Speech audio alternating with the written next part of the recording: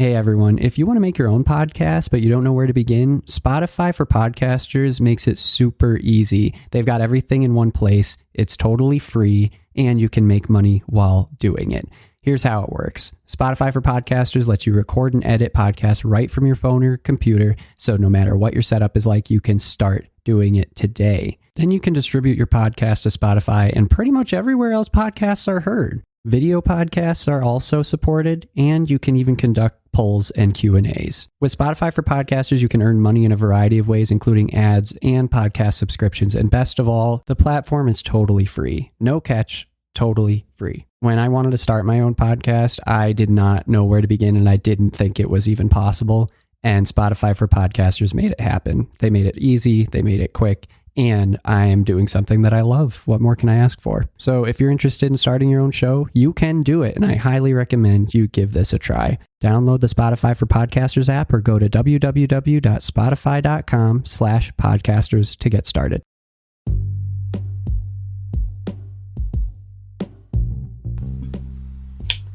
What strain did you start with in the beginning of your kratom journey compared to now? So what did you favor when you first started, not knowing all the knowledge you know now, what you believed was to work best for you, I guess, to not knowing all the background or the back end of what kratom can offer you, and what you geared towards, or the real science behind kratom now. Oh, actually, that's a good question too. Within the question is, does the science drive your preference now, or should what? Yeah. The science has always driven our preference, because that was the main reason we actually started ETHA, was that we tried to do all this research on strains and varieties of kratom. And first of all, going out there, you will find different websites will claim different benefits for different strains, so it's not consistent. And then our actual usage of those strains was different than what was reported out there. And then more importantly, when we purchased the air quotes same strain, it was different within that as well. So it's kind of just same different. Company, same strain, same claims, different results. All and imagine anyone that's listening to this that uses kratom will have a similar story. Yes. And then even so, like when we started going down the path of, well, we thought, okay, well, maybe it's just these vendors here that are reselling products that aren't getting the right thing. Because we started getting wind that certain kratom vendors out there would get like a massive order of one like giant load of kratom, and then they would call it 10 different varieties and just kind of make it up. So we're like, okay, well, let's go back to the source. So we went to Indonesian harvesters and actually started working directly with those harvesters to get the same variety. And that we found too is that because Indonesia is really on like subsistence farming, like they farm and harvest kratom to feed their family on a monthly basis, they are very incentivized to sell no matter what. So when we'd write to them and say like, yeah, we really want, I mean, at the time there's a lot of varieties, like we really want like green horn leaf. They're like, okay, sure. And we'd like order all these varieties, and then we started getting these bags from these harvesters, and all of a sudden it was like, we'd get this bag that had one name crossed out on it in Sharpie, and they would write green horn. We're like, did they just relabel this just because we asked for that? And it's like, yep, that's what it was. Whatever sells, yes. You want, we'll sell it to and so that's why we started going down the path of how do we test something? How do we send it out for HPLC testing, which is an analytical method that looks at the actual chemical compounds in the plant and quantifies that. So it's kind of like if I take coffee, I can get coffee that is very low in caffeine, or I can get coffee that's very, very high in caffeine. So if I have a little bit of one, it doesn't really do much for me. Or I can have a little bit of coffee with a lot of caffeine in it, and I really feel the effects. So that's why we always go down towards the actual test results, certificates of analysis, make sure we know exactly what it is. And that's helped me by far get the consistent results. But that's now. When you first were introduced to kratom, what, I guess, research or knowledge or... What existed back then? What did you turn to find as, I guess, confided guidance in, like, that you trusted, like word of mouth? Did you... Yeah, so unfortunately back then there was little to no testing, right? We were one of the first companies to actually test kratom and use that data and share. We were definitely one of the first to share that data out with our customers. But before that, it was we had a spreadsheet where we tried to place all the different varieties and companies and a list of benefits and try to find some sort of correlation. None of it was true, of course, because it's impossible when there isn't any truth in the supply chain, right? So, and Alex was describing some of those challenges that still exist today even. But yeah, so back then it was just trial and error. I would find something that I'd like. So I remember saying, green Malay. I really like green Malay. It has to come from Malaysia. Right? So back then it was still, you were able to still get kratom from Malaysia. It wasn't, I don't believe it was illegal at that moment. No, it was just mislabeled. There was no, yeah. That's right. It didn't even come from Malaysia, right? Yeah, that's right. Just like Thailand, like all those names. Like, yes, that's why it right. further doesn't correlate to anything usable. Yeah, exactly. Yeah, we even said, the harvester said they were from Malaysia, and then we got the package and it was from Indonesia. So it's just that level of like deceit and you know. But to Alex's point, you understand it's people are just trying to survive. So I don't blame the farmers, you know. So, but for us, the only thing that I found that was consistent was when we took capsules. Capsules weren't as effective as powders for us. And we don't know why, but one of the conclusions that we came up with was perhaps they are using older, weaker, kratom and putting it into capsule form versus the powders. When you purchased the capsule, not when you capsulated yourself, because I know you guys capsulated yourself as well, right? Yes, we did do our own capsules. In the beginning, it would be when we purchased capsules because we didn't like the toss and wash process, so we thought, we'll get capsules. That should solve it. There were also certain brands that would, when we took them, it felt less like for like the pain relief side for me, but kind of fed just like I felt a little like disconnected or loopy. I'm like, I don't want this. Yeah, exactly. And so there was definitely some of that branch into kratom. This is a blast in the past. I don't. We're trying to recall 6-7 years ago now, but I remember some of the extracts were extracts were kind of more in that similar range. So like I would take a little head high. We used to describe it as heavy. It was just like I feel loopy. I'm like I feel disconnected. Focus. Yeah, and so like that was the other thing too. Taking the natural leaf kratom tablets, kind of like now it's what we have as our sunrise, that my pain just melts away, and then that's about it. I don't really feel many other effects. It's kind of like just bad things in my body go away, and that's it. But sometimes when I take like a pure mitragynine or like one of those like extract sides, it feels like a rush, and I can feel kind of like my body heating up a little bit and kind of a little like antsy. So it's definitely different than just the natural product that we've really focused on. Well, I know you're very sensitive to caffeine. When you first started this process trying to figure out what you like, did you have like I guess reactions to maybe stuff had caffeine, or like it made you feel uncomfortable? Or hard to tell because there's no labeling. And to this day, there's still some labeling challenges, right? Truth in labeling, but so who knows? But I had the same experiences that Alex had mentioned, where I would take some companies kratom, and I would get almost like I was like a little loopy, a little bit like I've had a couple beers, even, where I just felt, and it would be only with their brand of products. So I can't say what they added to it or what if it was pure kratom but interesting enough, we've sourced kratom from all the major suppliers. We grow our own kratom, and I've yet to experience kratom in its natural form that gave me those same side effects.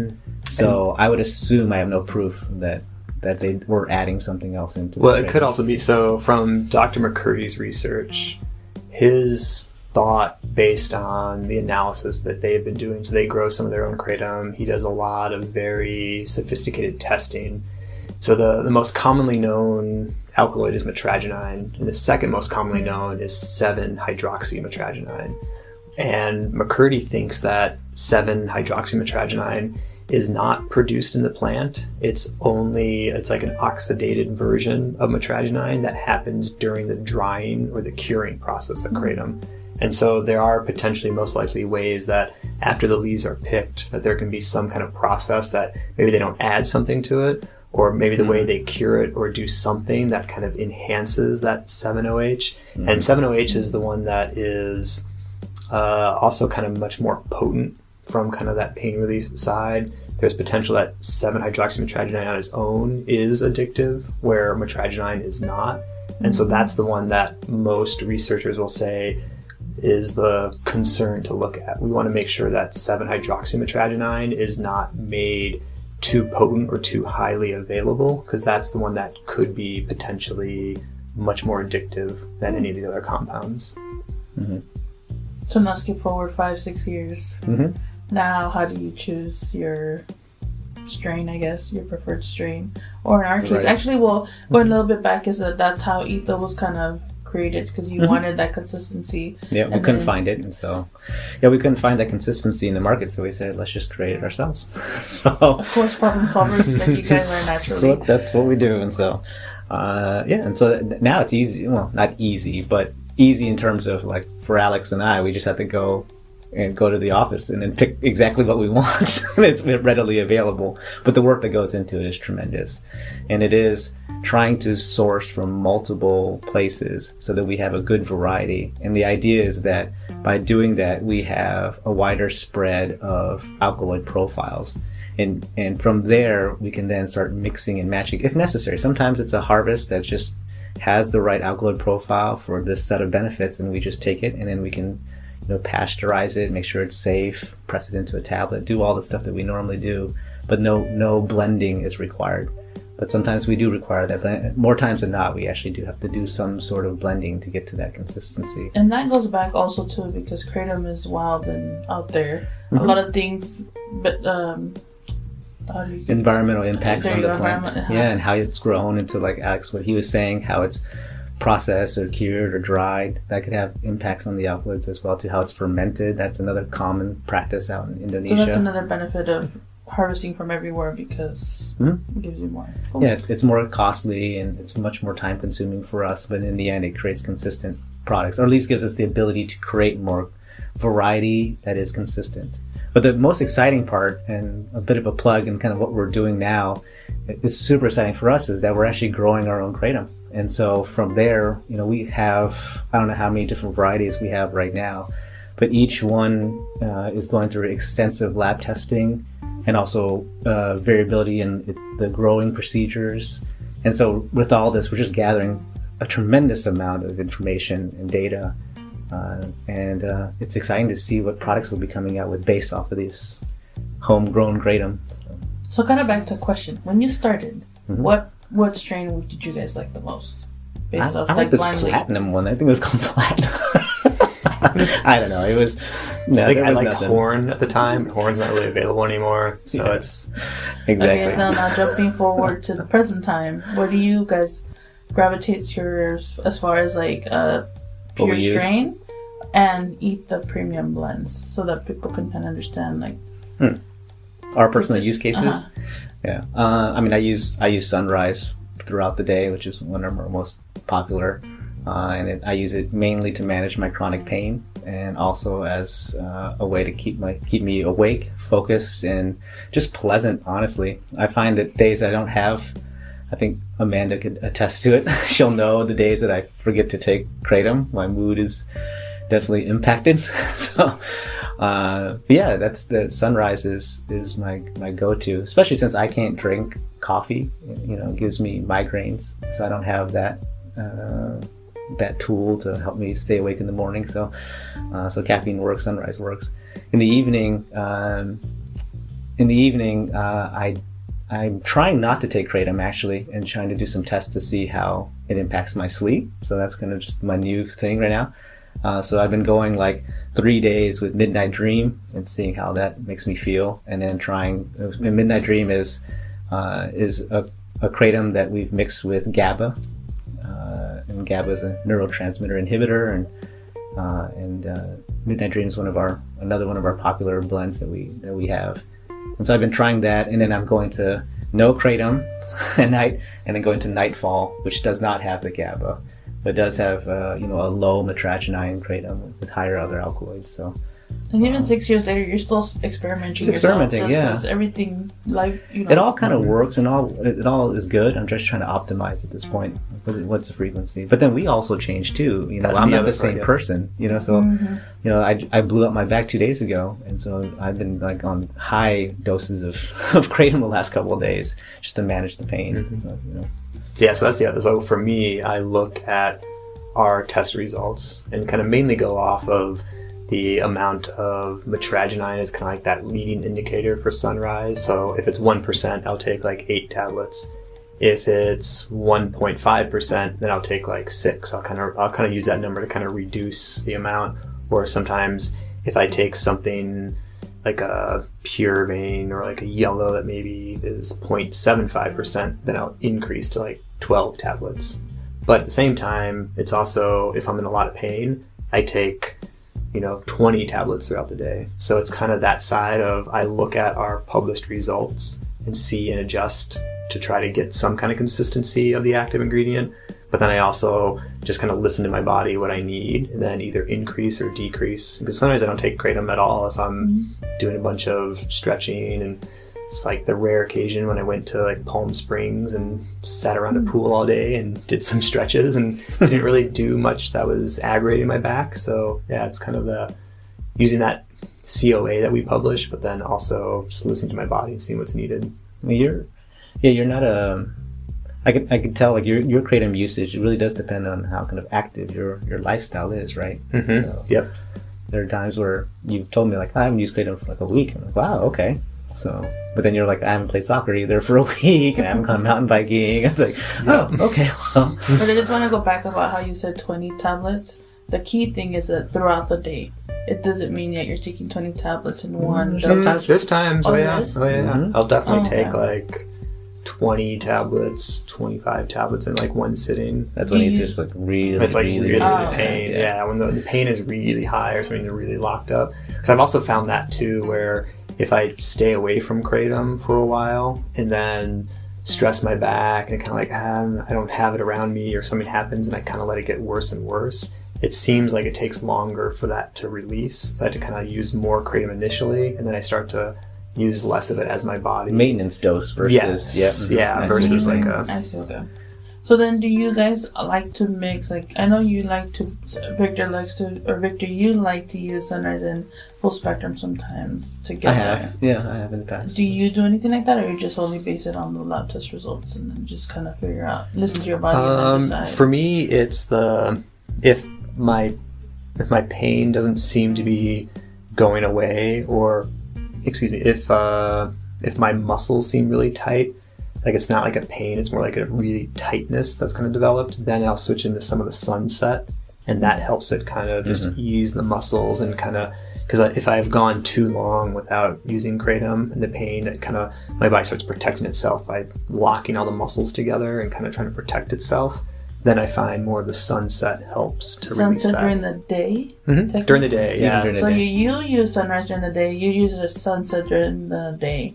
A lot of customers do ask, like, why? Because I mentioned that you use it during the day. Why is that? I want to elaborate a little bit on that. As to why you use sunset in the day and use sunrise in the day. I guess you kind of did that. But I mean, let's be honest. We just use whatever kratom's on the floor.